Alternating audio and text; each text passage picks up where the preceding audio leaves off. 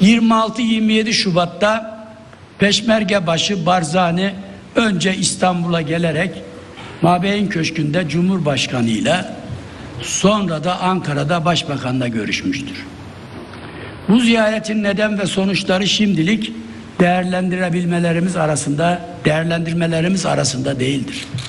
Zira daha önemli bir durumun varlığı söz konusudur. 26 Şubat 2017 Pazar günü Barzani'nin ziyareti üzerine İstanbul Atatürk Havalimanı'na Devlet Konukevi'nin önündeki bayrak direklerinden birisine sözde Kürdistan bayrağı asılmıştır. Cumhurbaşkanı veya Başbakanın Erbil'e ziyaretleri esnasında Irak Kürt Bölgesel Yönetimi adı altında bir bayrağın Irak bayrağıyla birlikte asıldığı görülmüş ve yaşanmıştır. Bu Irak'ın kendi iç meselesidir. Bizi doğrudan ilgilendirmeyecektir. Ama aynı bayrağın Türkiye'de Türk bayrağına eş tutularak asılması skandaldır, aymazlıktır, rezalettir.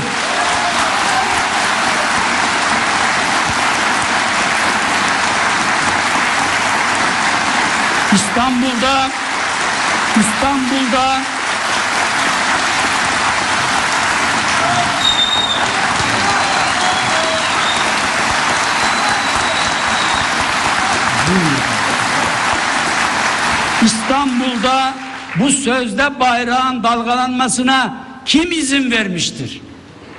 Barzani bayrağının dalgalanması bir bürokrat şuursuzluğunun mu eseridir? Yoksa önü arkası düşünülmüş bir komplonun mu parçasıdır? Sayın Cumhurbaşkanı bundan haberdar mıdır? Sayın Başbakan Çankaya'da Barzani ile konuşurken arkasına dönüp de nedir bu bayrak? Kim koydu buraya diyebilmiş midir?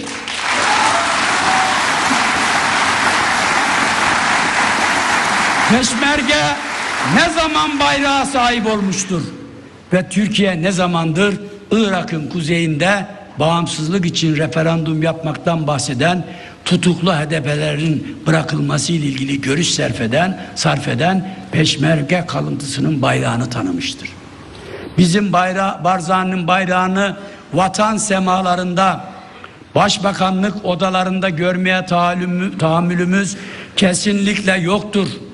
Bu şahıs önce PKK'ya desteğinin ve şehitlerimizin hesabını vermeli, Türkiye'ye kurduğu tuzakların bedelini ödemelidir.